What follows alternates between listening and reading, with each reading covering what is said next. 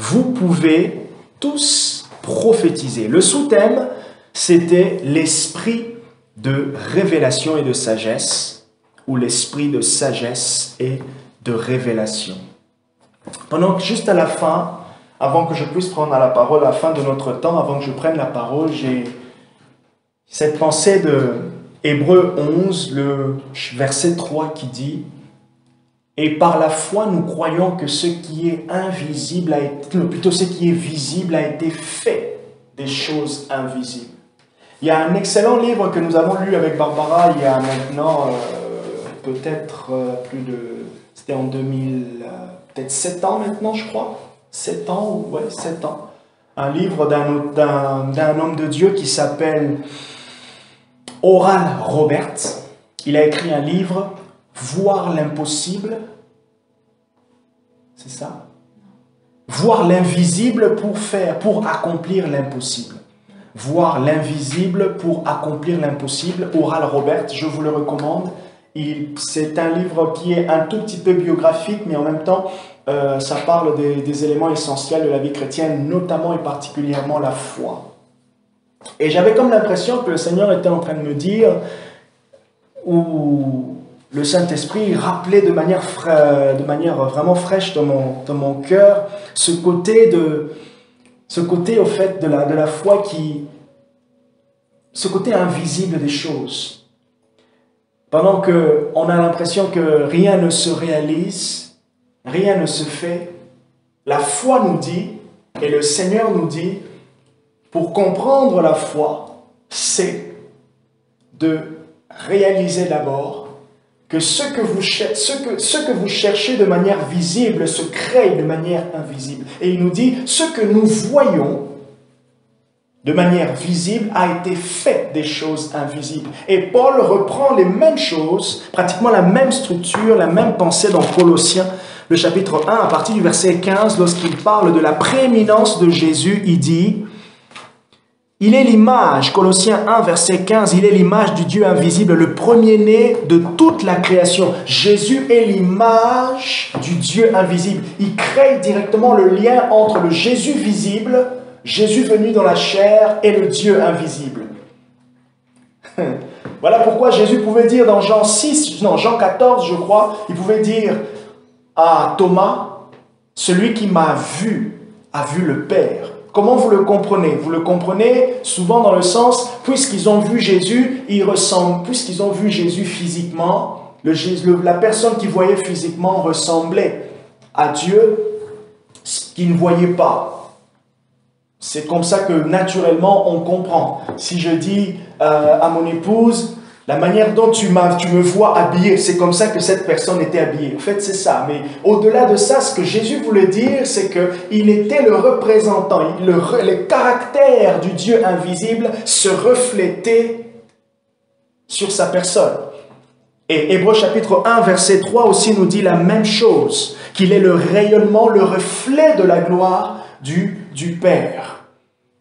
Et le Seigneur m'encourageait, j'aimerais nous encourager aussi à ce côté de la foi qui tire sa source sur le témoignage intérieur de Dieu qui appelle à l'existence les choses qui n'existent pas à exister. C'est pour cela, de fois, il faut s'encourager et de se dire, ce n'est pas parce que je ne vois rien que rien ne se fait. D'accord? Et s'armer de confiance dans le témoignage de la vérité. Parce que la vérité et la vérité qui sort de la bouche de Dieu ne trompe pas. Et ça ne trompera jamais. Je vous emmène dans Éphésiens le chapitre 1. Je relis mon texte. Éphésiens chapitre 1 à partir du verset 15. C'est pourquoi, moi aussi, ayant entendu parler de votre foi au Seigneur Jésus, et de votre amour pour tous les saints. Je ne cesse de rendre grâce pour vous, je fais mention de vous dans mes prières. C'est pourquoi moi aussi, ayant entendu parler de votre foi dans le Seigneur, quand il parle de la foi dans le Seigneur, il parle de la nouvelle naissance, il parle de leur conversion. Il ne parle pas de la foi comme étant ce don de foi qui de fois qu'on utilise par rapport aux dons miraculeux. Il parle simplement du fait qu'ils connaissaient Dieu et il ajoute aussi de leur amour pour tous les saints. Il dit, à cause de cela, je ne cesse de rendre grâce pour vous. Je fais mention de vous dans mes prières. Je suis content du fait que vous soyez convertis. Simplement, c'est ce que Paul veut dire. Je suis content que vous avez cru à la parole que nous vous avons annoncée. Et souvent, je fais une pause. Souvent, quand nous lisons ces genres de phrases où Paul dit, par exemple, je paraphrase, je donne un peu, où Paul dit, je suis content du fait que vous avez cru. On pense qu'ils ont cru par eux-mêmes. Bon, ça je vais rentrer dans un truc théologique qui fait débat. Mais je vous donne simplement un exercice. Si vous pensez que tout le monde peut croire par soi-même, je pense que aujourd'hui, tout le monde aurait cru en Dieu, même à l'arrivée de Covid. Mais on rencontre quand même, et vous êtes témoins, vous et moi, que l'on rencontre parfois une forme de résistance, quelle que soit la manière dont vous apportez l'évangile, même si vous êtes tellement gentil. Il y a un blocage naturel, et ce blocage naturel, c'est le géant qu'on appelle le péché. Oh, ce géant qui s'appelle le péché, qui se tient à la porte de l'entendement de tout homme, et il empêche la gloire de la parole de Dieu de se refléter dans la vie.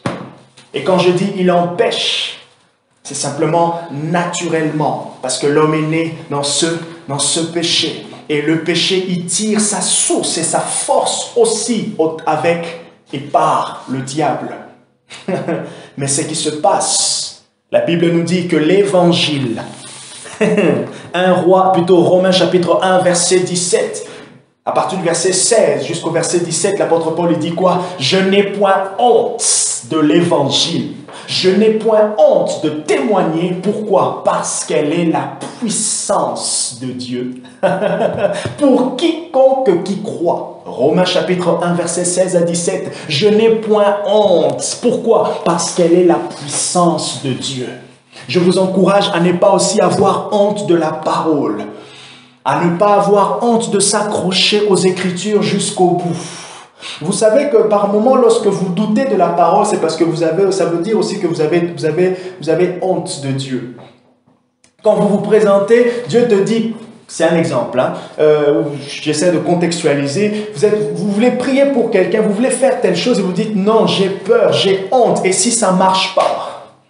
Quand on dit si ça ne marche pas, ça veut dire nous sommes en train de nous dire à nous-mêmes que ces Écritures, elles ne peuvent pas donner gloire à elles-mêmes. Elles ne peuvent pas témoigner d'elles-mêmes qu'elles sont dignes de confiance. Oh, est-ce que je parle à quelqu'un? Est-ce que je parle à quelqu'un?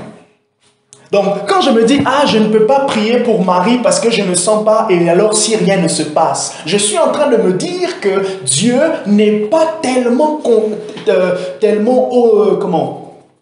juste ou fidèle pour plutôt pour faire ce qu'il a prévu de faire.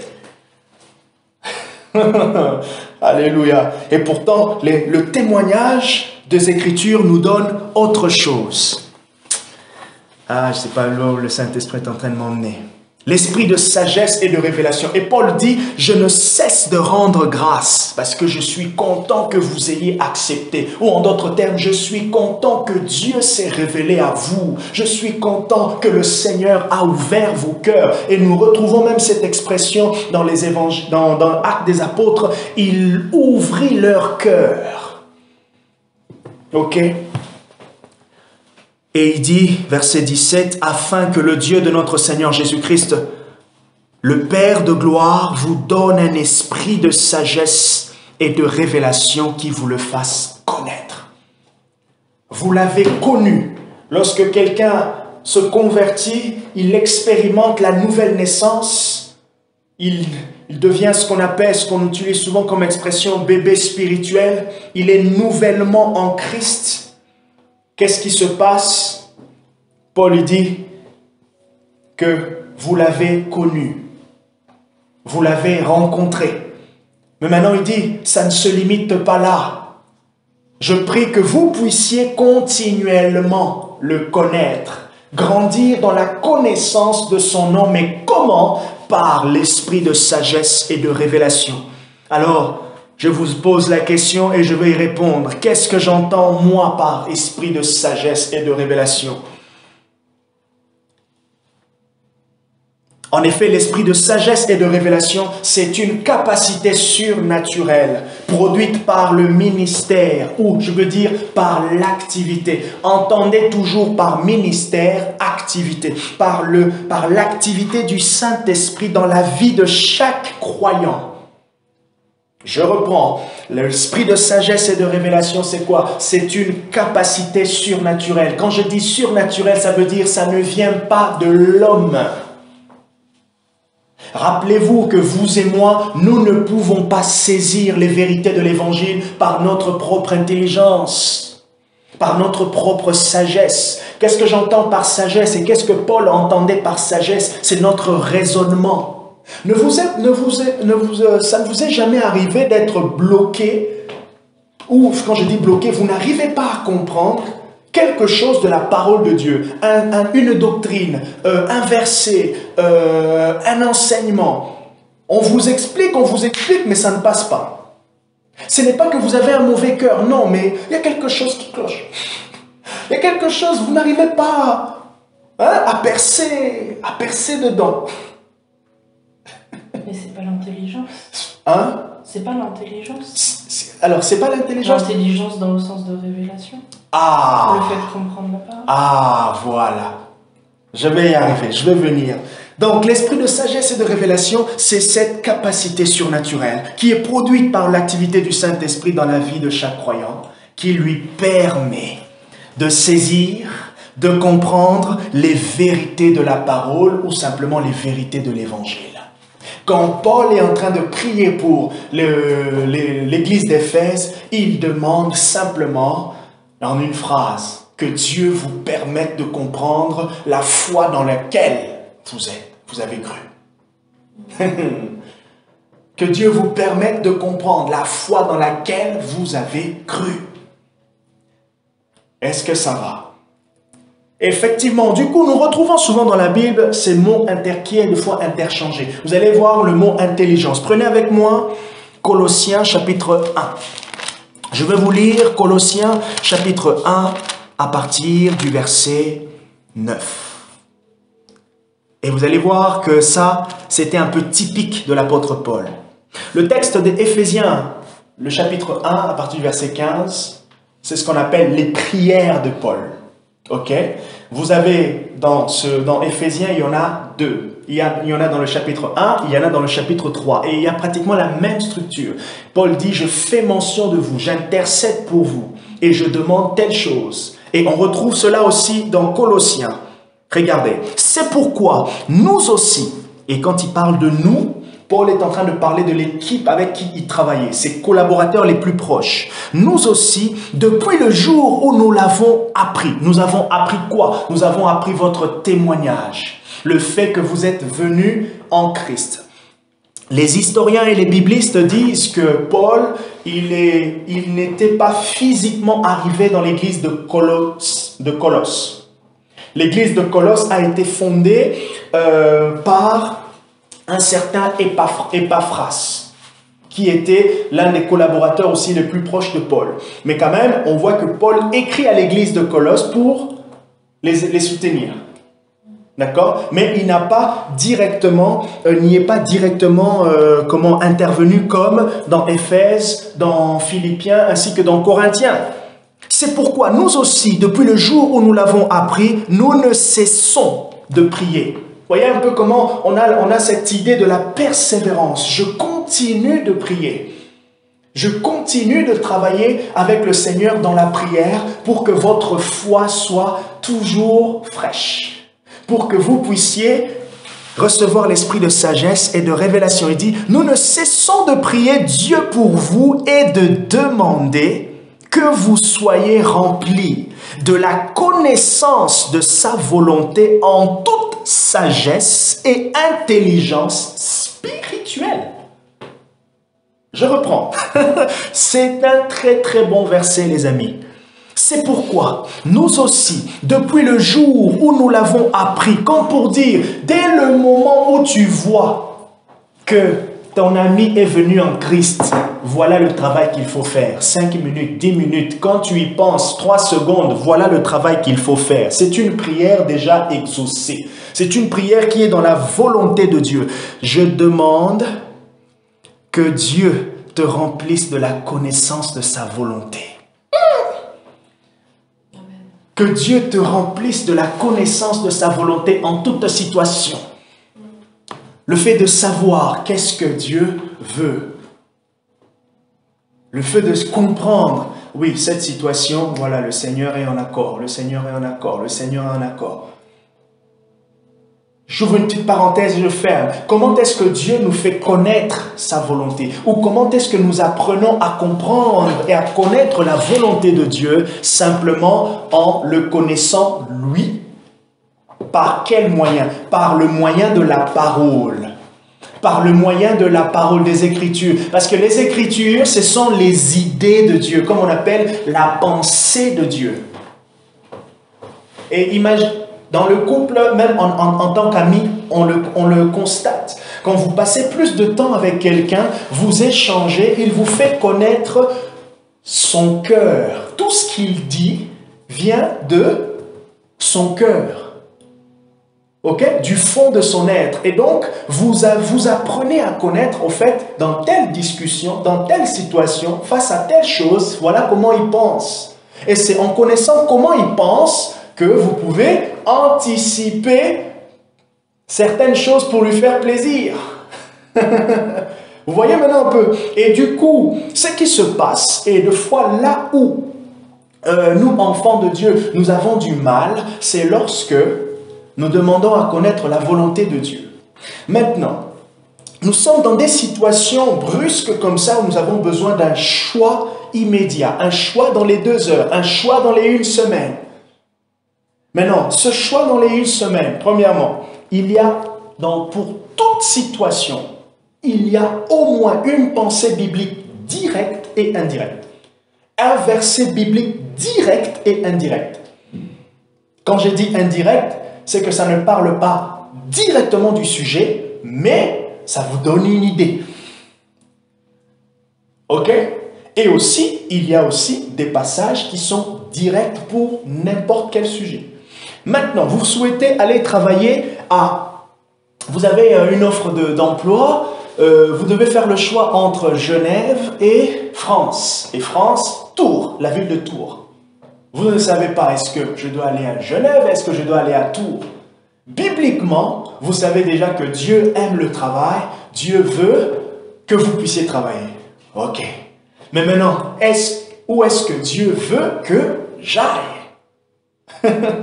Alors, c'est là maintenant que le Seigneur va vous aider en vous disant, je préfère, puisque tu sais que j'aime le travail, je préfère que tu ailles à Tours au lieu d'aller à Genève, ou inversement, je préfère que tu ailles à Genève au lieu d'aller à Tours. Maintenant, ok, comment est-ce que Dieu va te faire savoir qu'il préfère que tu ailles soit à Genève ou à Tours, ou inversement? Il va te faire savoir, premièrement, par le témoignage intérieur que tu vas recevoir du Saint-Esprit, cette petite paix, ok, premièrement.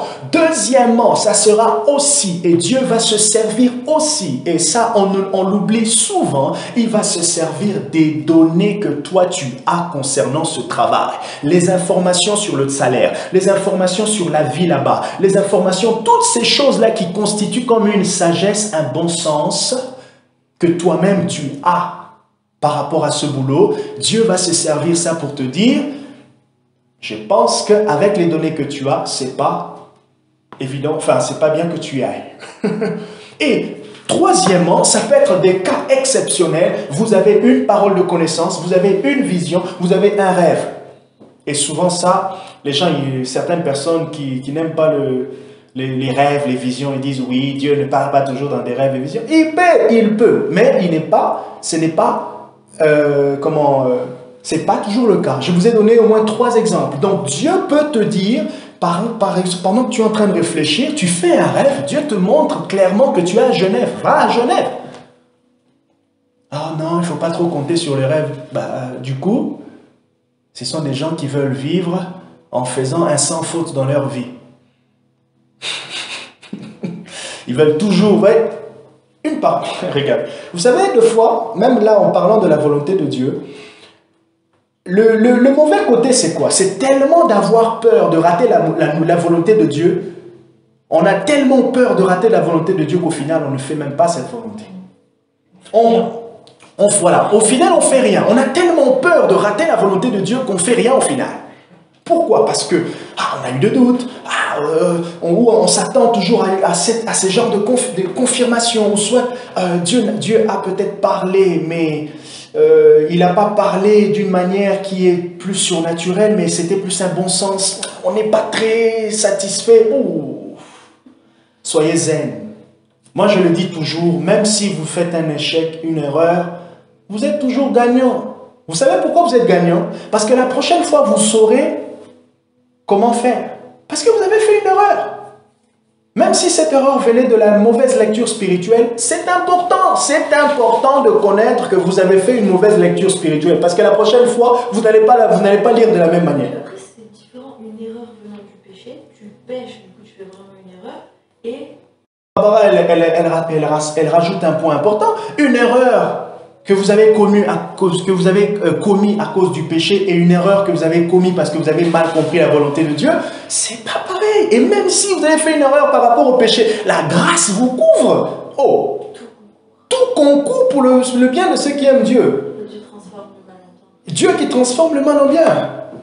Arrêtons de chercher de faire un sans faute dans notre vie chrétienne. Nous ne sommes pas là pour faire un sans faute. Nous sommes là pour apprendre comment est-ce que Dieu fonctionne avec moi. Et comment j'apprends avec Dieu, c'est que je dois m'ouvrir à des marges d'erreur. La marge de me tromper. C'est tellement naturel de me tromper parce que je suis dans une nature qui facilite la tromperie. Donc, maintenant, connaissant cela, je m'ouvre un peu plus à l'apprentissage. Je m'ouvre maintenant un peu plus à la dépendance au Saint-Esprit. Je m'ouvre maintenant à avoir un peu plus d'humilité dans ma lecture et ma compréhension de ce que je pense recevoir des indications spirituelles. Et Paul, il dit quoi? Je demande que vous soyez remplis de la connaissance de sa volonté. Comment est-ce que je serai rempli de la connaissance de sa volonté? Par le fait que je vais m'ouvrir aux Écritures. Je vais apprendre à lire la Bible, à comprendre la Bible. Lorsque je comprends les sujets de la Bible, je comprends la pensée de Dieu sur chaque sujet. Je comprends ce que le Seigneur a voulu dire au travers du caractère et du comportement de Paul. Parce que Dieu nous a parlé par Paul. Donc si Paul ce jour-là il était tellement excité en colère, Dieu a voulu passer par cette colère de Paul. Dieu nous parle par la colère et le comportement de Paul. Vous voyez ce que je suis en train de dire? Aujourd'hui les gens vont discrédire la parole de Dieu pour dire que la Bible, elle a été écrite par les hommes. Ces hommes-là, ils sont comme vous, ils sont comme nous, donc on n'a pas besoin de prendre la Bible de la prendre au mot. D'accord. Voilà comment moi je vois les choses. Dieu, il est passé, par Paul, comme Paul est. Dieu, dans son amour, a inspiré Paul dans telle situation pour nous parler. Aussi simple que ça. Dieu est passé par Paul pour nous parler. Maintenant, si quelqu'un rejette Paul, soit disant que ça c'est Paul, ça c'est lui, Paul c'était dans son temps, aujourd'hui on n'est pas dans le même temps, on rejette simplement l'intention de l'auteur de la source. Alors, admettons, là, c'est moi que vous écoutez. Ah non, mais oui, JM, il a dit ça, mais oui, franchement, lui, il ne s'est jamais retrouvé dans ce genre de situation. Oui, je ne me suis jamais retrouvé dans ce genre de situation. Mais qu'est-ce que Dieu voulait te dire derrière? Qu'est-ce que Dieu voulait te dire derrière? C'est quoi l'élément? Le noyau, le centre de la pensée. Le centre de la pensée, Dieu voulait simplement te dire, hey, calm down, calm down. Dans cette situation, je veux te faire connaître telle chose. Donc c'est important, la compréhension, la connaissance de la volonté de Dieu qui vient par les Écritures. Et par les Écritures, qu'est-ce que Dieu fait? Dieu emmène généralement une certaine expérience. Okay? Dieu emmène le vécu. Le fait que vous vivez conformément à la parole vous donne de plus en plus de compréhension de ce que vous savez. Est-ce que vous avez... Quand quelqu'un obéit, Jacques chapitre 1, à partir du verset 20, non, Jacques chapitre 2 plutôt, à partir du verset 20, verset 20, 21 jusqu'au verset 24, il dit que celui qui entend, qui écoute la parole de Dieu, qu'il fasse quoi? Qu'il la mette en pratique. Celui qui a écouté, il met en pratique. Il dit, celui qui ne le met pas en pratique, il est comme quelqu'un qui s'est regardé dans un miroir, et qu'est-ce qu'il a fait? Il s'est oublié. Quand vous êtes bien habillé, aujourd'hui avec les générations selfie, comment on se regarde? Les femmes, vous regardez comment? Je ne vais pas faire le geste.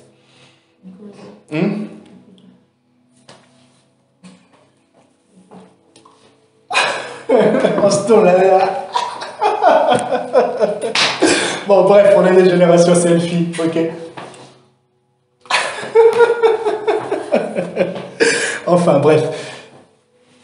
Est-ce que lorsque vous avez pris un selfie, est-ce que vous oubliez comment vous étiez? Non, le selfie garde la mémoire. De la même manière, lorsque l'on met en pratique la parole de Dieu, on garde la mémoire de ce que l'on a compris. On imprime la compréhension du cœur dans notre mode de vie.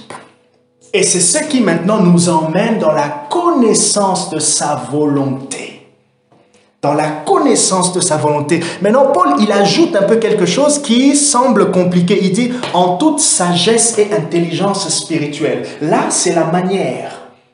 Sagesse, le même mot qu'on retrouve dans Éphésiens 1, intelligence spirituelle pour parler de révélation, pour parler de moyens, pour parler de source, pour parler de la manière dont ça arrive. Cette connaissance de sa volonté, en toute sagesse spirituelle. Oh, j'aimerais que nous tous, qu'on puisse prier simplement et dire à Dieu, Seigneur, donne-nous cet esprit de sagesse et de révélation. C'est important, bien-aimé, de comprendre que celui qui nous dit ces choses, Paul, Colossiens chapitre 1, verset 9, celui qui nous dit ces choses, c'est quelqu'un qui, lui-même, en parlant de lui, il vous dit ceci. Écoutez-le. Éphésiens chapitre 3, à partir du verset 1. Si l'on veut rejeter Paul, voilà ce que Paul nous dit. Ou si l'on veut comprendre l'esprit de sagesse et de révélation, voilà ce que Paul est en train de nous dire. Il nous dit ceci. C'est par révélation, Éphésiens chapitre 3, verset 3. Il dit, c'est par révélation que j'ai eu connaissance du mystère, comme je viens de l'écrire en quelques mots. Quel mystère Paul parle-t-il? Paul parle du mystère du fait que les païens et les gentils, plutôt les païens et les juifs sont un en Christ. Ça, c'était un mystère. Comme pour dire, c'était une vérité qu'on n'a pas vue. Personne ne l'a connue pendant le ministère physique de Jésus. What a shock! What a shock! Personne ne l'avait vu venir, comme on dit. Personne ne l'avait vu venir. Je prends l'exemple de M. Macron avec Hollande. Personne n'avait vu, M. Hollande n'avait pas vu venir M. Macron. Vous voyez un peu, c'est ce que Paul veut dire. C'est par révélation. Donc il veut dire, c'est par l'aide surnaturelle du Saint-Esprit que j'ai eu connaissance. Et il dit, en effet, en lisant, verset 4, Éphésiens 3, verset 4, vous pouvez comprendre l'intelligence que j'ai du mystère de Christ. Il dit, lorsque vous me lisez, vous pouvez vous dire, non, les choses qu'il dit, même Jésus lui-même ne l'a pas dit. En me lisant, vous pouvez comprendre l'intelligence. Là, ce qui veut dire l'intelligence, il veut dire la perception, la vision, la connaissance, la manière dont je vois, la manière dont je comprends Jésus. Et c'est intéressant de voir que sa manière de comprendre Jésus n'est pas en désaccord avec ce que Jésus avait dit, ni avec ceux qui avaient été avec Jésus. Aujourd'hui, on voit des gens sortir des révélations qui sont totalement en désaccord avec la source. Comment vous pouvez juger? Et c'est même l'encouragement que Paul nous donne par rapport aux prophéties. Comment vous pouvez juger la prophétie? Lorsque vous prenez la prophétie et vous la comparez avec la source. Et la source, c'est Dieu. Et en Dieu, on voit ce que Dieu a déjà dit. Quelle que soit la parole que je vous donne, je vous le dis et je le répète. Et ça ne change, ça ne met pas en cause mon ministère prophétique. Rien du tout. Je vous donne une parole, jugez-la. Même si je suis sûr à 100%, et vous la jugez quand même. Et surtout quand vous semblez que c'est quelque chose de nouveau, vous avez reçu, j'ai eu un cas comme ça. Jugez-la. Vous la recevez, vous la menez encore en prière, vous la macérez encore avec vos paroles, vos propres prières, votre parler en langue, et vous allez voir ce que le Saint-Esprit va vous dire.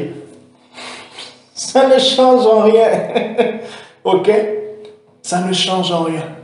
Ça ne change en rien. Je vais continuer à écouter, et si même j'ai fait une erreur, voilà, j'ai fait une erreur. Mais je vais encore ouvrir mon oreille, me placer encore devant Dieu.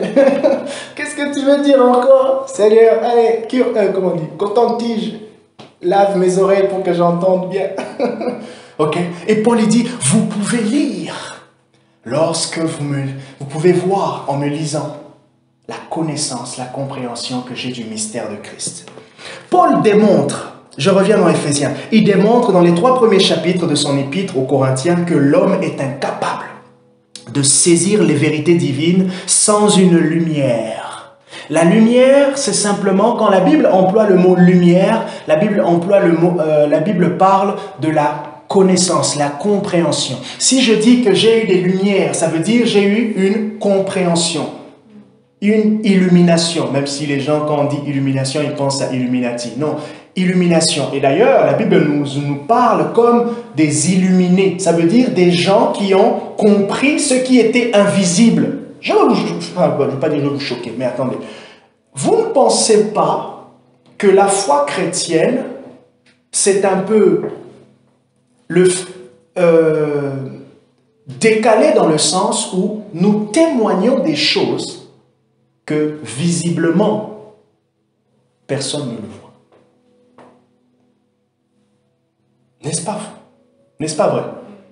Je parle de Dieu. Un athée va te dire, tu l'as vu toi? Il n'existe pas celui-là. S'il existait, pourquoi il n'a pas arrêté telle chose?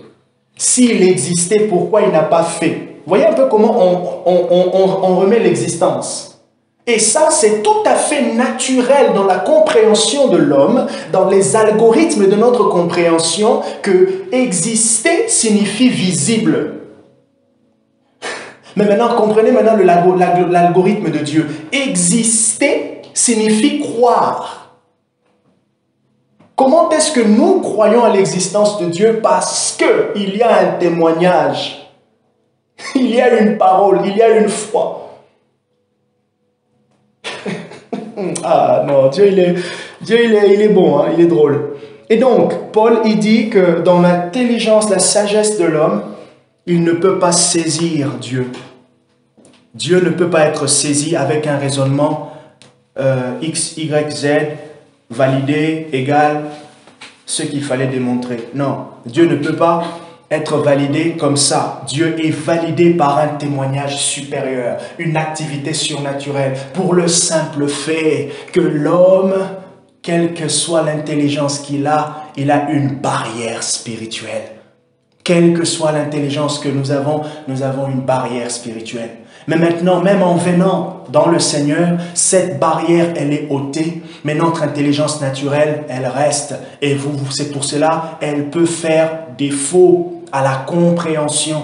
Alors, comment est-ce qu'on peut se libérer ou comment est-ce qu'on peut simplement faire attention à ce que notre raisonnement naturel ne prenne pas le dessus sur l'enseignement de l'Esprit? Premièrement, c'est par l'humilité, mais deuxièmement, en reconnaissant aussi que je ne peux pas approcher Dieu avec mon raisonnement. Alors, qu'est-ce que je fais? Comment je m'approche de Dieu? Je m'approche de Dieu en comprenant que ce que je comprends m'est donné par le Saint-Esprit. Alors, ça veut dire quoi?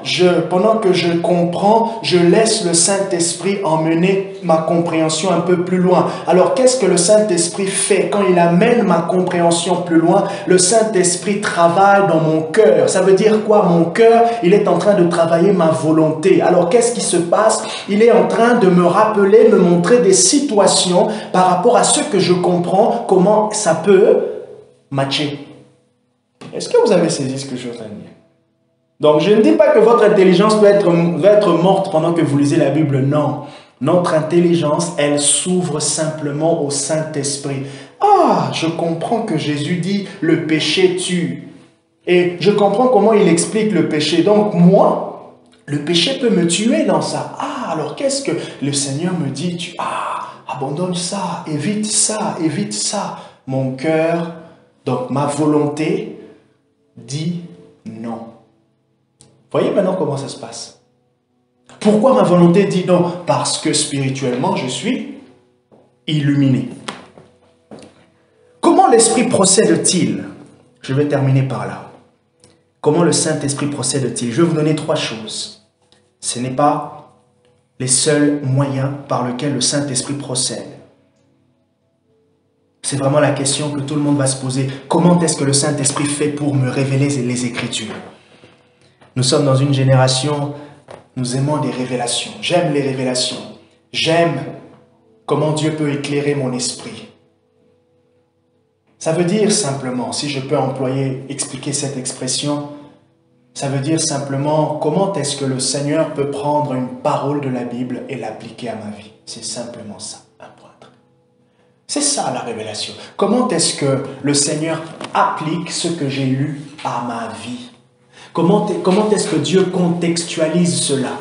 Comment est-ce que Dieu personnalise cela?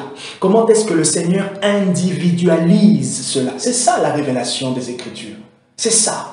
La révélation, quand je peux me dire, oh, le Seigneur m'a parlé lorsque je lisais un verset, c'est ça. Comment est-ce que Dieu a pris ce verset qui est général, qui est pour tous, il l'a individualisé.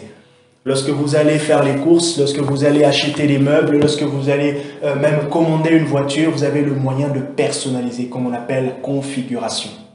Vous configurez avec ce que vous voyez, les couleurs, l'intérieur, tout ce que vous souhaitez. Et c'est ça en fait ce que le Saint-Esprit fait.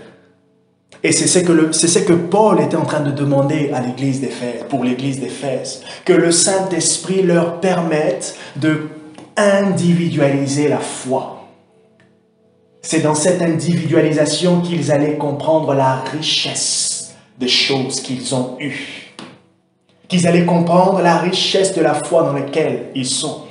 Quand on a commencé à faire un peu plus de délivrance l'année dernière, on s'est dit avec Barbara, waouh, comment tout ce que l'on peut faire, même si on s'est préparé 1 heure, on prie 3 heures par jour, même si on peut veiller à notre sanctification, mais le dépôt, le trésor, la source de cette puissance ne vient pas de notre sanctification, discipline. Ça vient de ce que Jésus nous a octroyé.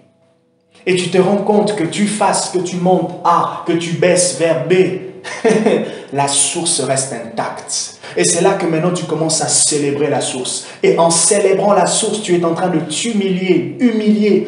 Tu es en train de faire asseoir tout ton orgueil. Et pendant ce qui se passe, Dieu te dit, j'aime que tu pries, mais ça ne vient pas de ce que tu pries. Maintenant, comment tu vas prier? Tu vas prier comme quelqu'un qui est humble, comme quelqu'un qui s'approche de celui qui, il a tout mis.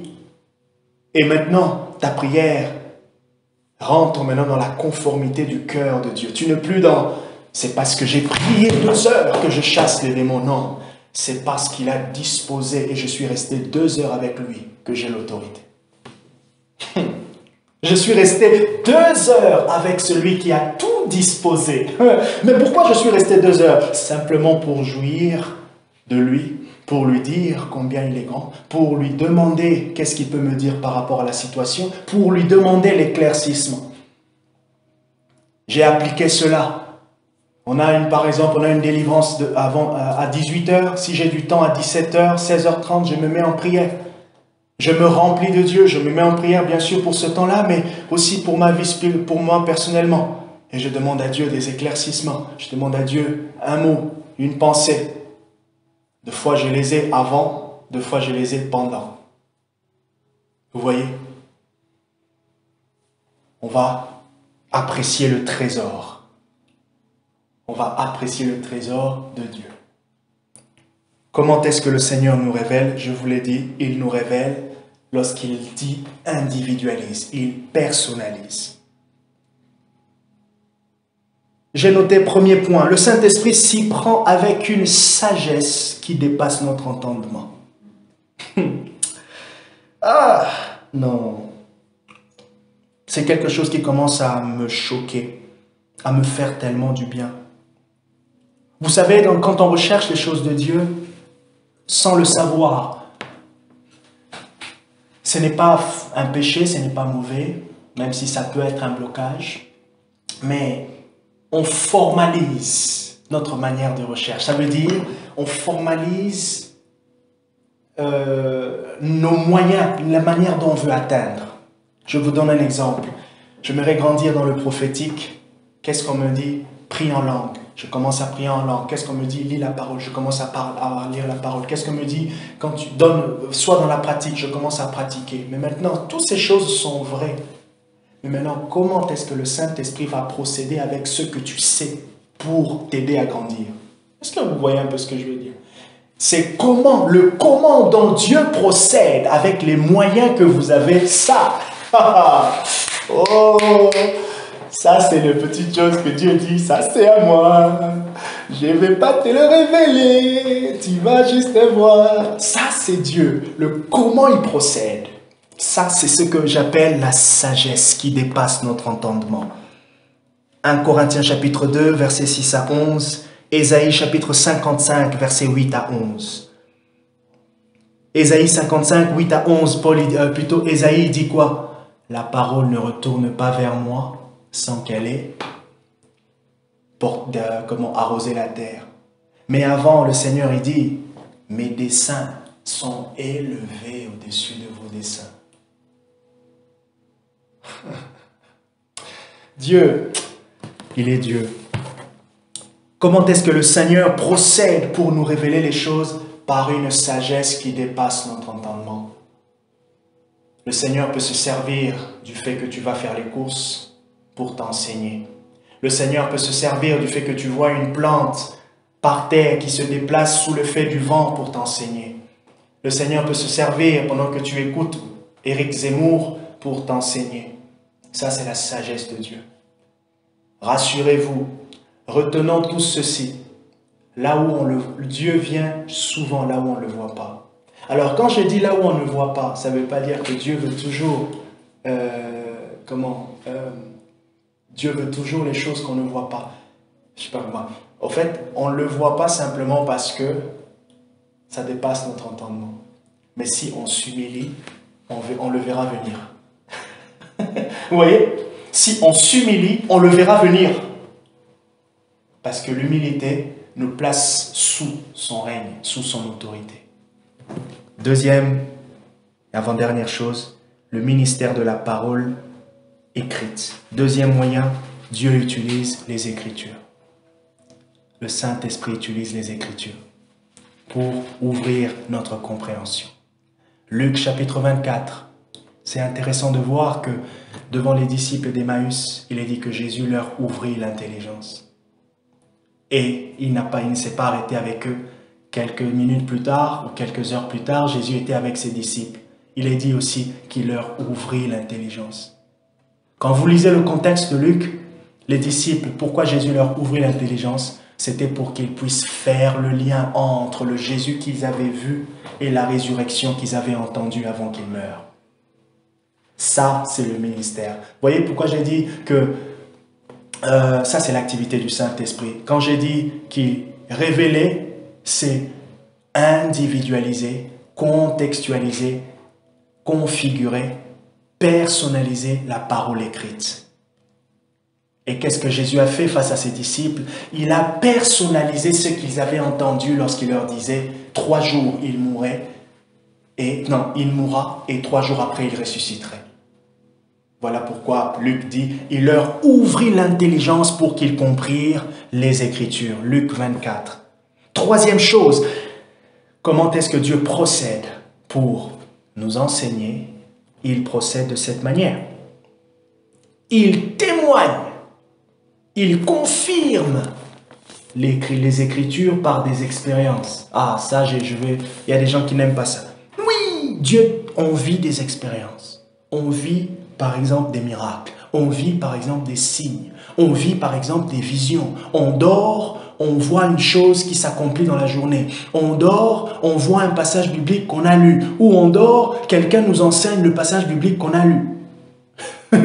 Oui, des choses bizarres.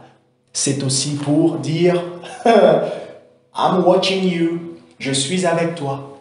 Voilà pourquoi je veux t'ouvrir l'intelligence.